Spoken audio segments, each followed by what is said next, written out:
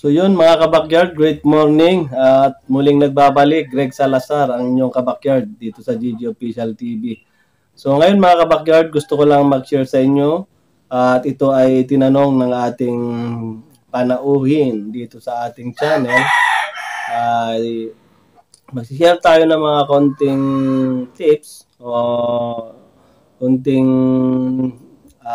sistema na ginagawa natin dito sa ating manukan. So mga kabakyard, disclaimer again, itong ating usapin na pag-uusapan ay dito lamang po sa ating sariling sistema, no? Sa ating pagmamanok. So hindi po tayo expert at hindi rin po tayo pinakamahusay pagdating dito sa pagmamanok. Pero ang sabi ko mga kabakyard, lamang lagi ang may alam mga kabakyard, no? So dahil may alam tayo, gusto kong i-share ulit sa inyo ito, no? So, simple lang naman yung tanong ng ating panauhin, no? So, tinatanong niya ano ba yung maintenance, no, na vitamin sa kanyang alaga. So, sa pre-con. So, dati napag-usapan na rin natin yan sa ibang vlog natin, pero siguro dahil natakpan na ng mga maraming video, dahil marami na rin tayong na-upload na video. So, okay lang na ulitin natin at mapanood pa ng mga baguhan, no? At kung ikaw ay bago, mga kabakyard, no? Kung ikaw ang bago at gusto mo yung ganitong uri ng usapin, o gusto mo yung ganitong uri ng video, baka pwedeng mag-subscribe ka muna sa ating channel at pindutin na rin yung notification bell sa tabi ng subscribe button dito sa kamay ko, no? So, para ma-notify ka sa lahat ng video na pwede nating pag-usapan, no? So, mga kabakyard, simulan na natin at bago yun.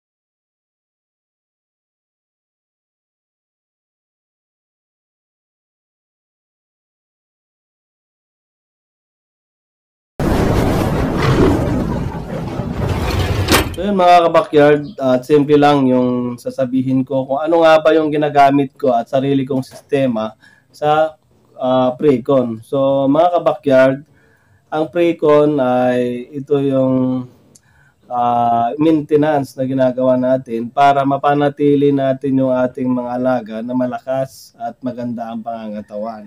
So unang-una, ano ba yung dapat nating i-maintenance sa kanila?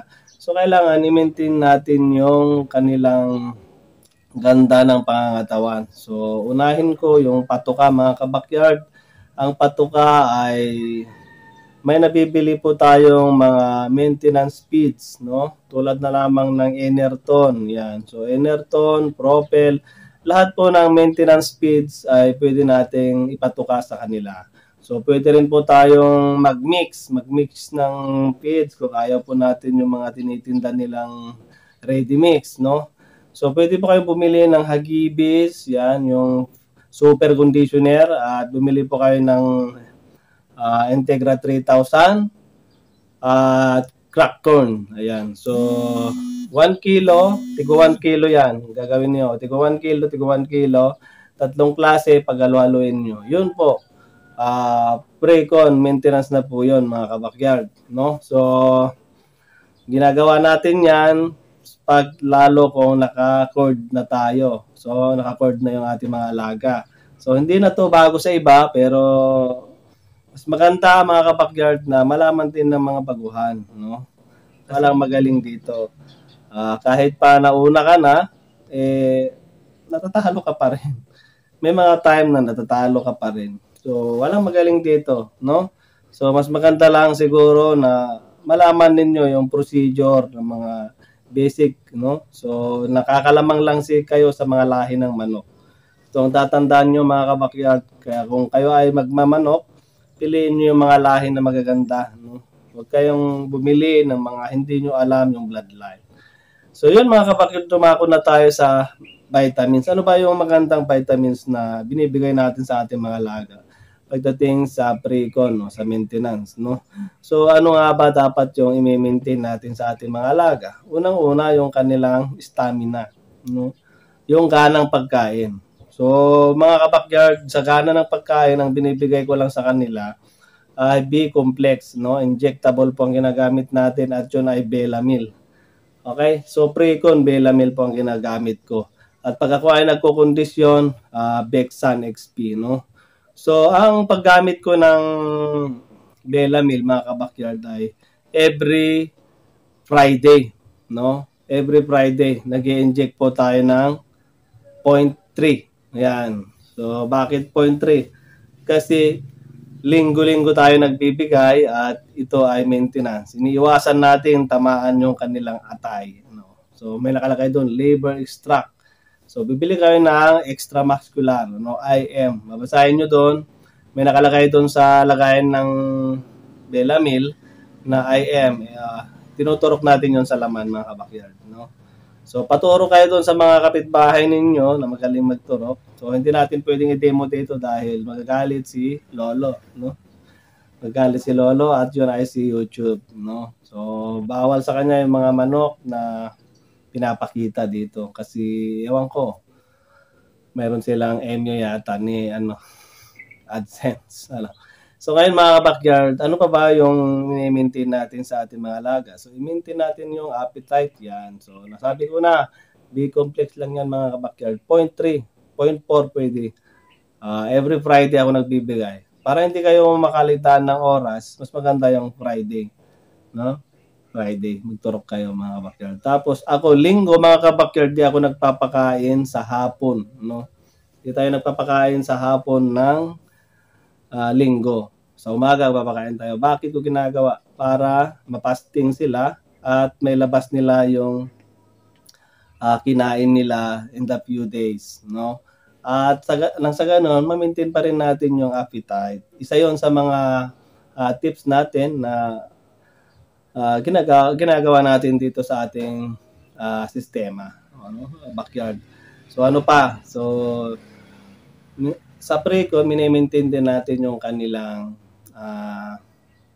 pulang dugo. No? Yung B12 mga kabakyard, ay ginagamit natin yan para ma-maintain yung pulang dugo ng ating mga alagang manok. Kasi kung nagkukulang na sila sa pulang dugo, ay malamang sa malamang mga kabakyard ay hindi yan makapag laro ng maayos at hindi makapalo ng maayos mga kabakyard. So, hindi rin siya makakain ng maayos kasi kulang na nga po yung pulang dugo nila. So, kinakailangan natin meron silang B12. Yan. So, yun ang gamit ng B12 mga kabakyard. So, pampadagdag lang ng pulang dugo. Binibigay talaga natin yan. Sa totoo lang mga kabakyard, 2 times a week lang ako nagbibigay pag pre-con, no? 2 times a week. So, gagawin natin yon every Monday saka Wednesday, no? So, Monday, Wednesday tayo magbibigay ng B12. So, couplet po yung binibigay natin, mga backyard couplet. Okay, so, isa pa, pwede rin tayong magbigay ng calcium, no? So, sa akin, minsan di rin ako nagbibigay ng calcium na ilang buwan siguro, hindi na ako nakakapagbigay kasi yung ipinapatukan natin sa kanya ay mayaman na yan sa calcium, mga kabakyard, at protein, no? Mayaman na yan. Pero kung napapansin nyo na medyo mahina yung kanyang mga paa, mahina yung kanyang pakpak, pwede po tayong magbigay ng calcium. Ang ginagawa po na natin yan ay isinasabay na natin yan sa B12, mga kabakyard. So, yun, sinasabay na natin mga kabakyards. So, ano pa ba yung ginagawa natin maintenance? So, yun lang mga kabakyard, yung maintenance na ginagamit ko. Minsan, pag ako ay nag-inject ng aking mga alaga sa B-complex, sinasabayan ko yun ng Boldplex KQ. Ayan. So, kung meron kayong kalapit na aggregate dyan sa inyong bahay, tanong nyo kung meron silang Boldplex KQ. Ayan. So, binibigay ko yon mga kabakyard para ma-maintain lang yung kanilang lakas, no? So, yung mabilis matunawan sila, no? Yan kasi yung Botflex KQ na yan ay extra energy yan, no? Extra power booster. At ganun pa man, mas mabilis silang matunawan, no? So, ginagamit natin yan sa conditioning. At ito ay pag-usapan natin sa susunod natin mga vlog. So hanggang doon na lang mga kabakyard at sana nagkaroon kayo ng magandang idea sa pagkukondisyon o sa pag-precon ay nagpapasalamat ako at napanood mo yung ganitong usapin, no? So hanggang doon na lang mga kabakyard at kung bago ka, sabi ko nga sa iyo, maraming salamat sa suporta at nakapag-subscribe ka na sa aking channel at sa mga dati at sa mga luma dyan na katulad natin ng mga nagmamanok ay maraming salamat sa inyong pagsuporta at patuloy na panonood dito sa ating channel at sana pagpalain pa tayo ng may kapal at ilayo sa lahat ng masamang bagay. Yan. So hanggang doon na lang at great morning.